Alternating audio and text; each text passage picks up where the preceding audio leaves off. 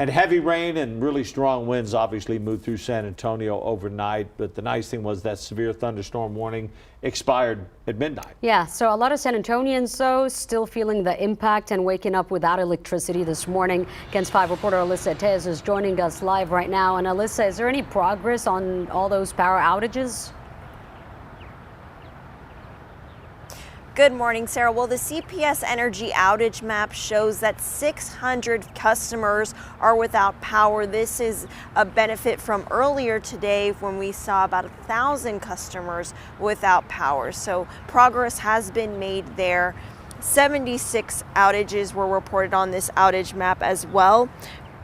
At some point, 7,000 customers were without power last night. CPS crews have been working throughout the night to get that power restored. Now, this is video taken near downtown San Antonio from last night. You'll see just how heavy the rain was coming down, filling up the streets, knocking over scooters and tearing down some canopies at a restaurant.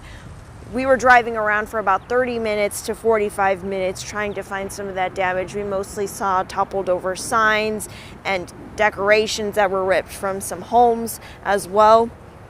One viewer, Sean, sent us video of what he called a great lightning show. You'll see flashes of lightning filling the night sky, several strikes within just a few seconds. Now, interestingly enough, San Antonio was a safe harbor for some C-17 planes yesterday. They were coming from an Air Force base in Oklahoma, and they were brought here out of concern for some severe weather there. They were expecting some strong winds, some hail, and even some possible tornadoes. So they were stored here in response to that, JBSA reported. Not sure where they were stored at, but Lackland Air Force Base did report 60-mile-per-hour winds, so those planes did not get away from the winds overnight.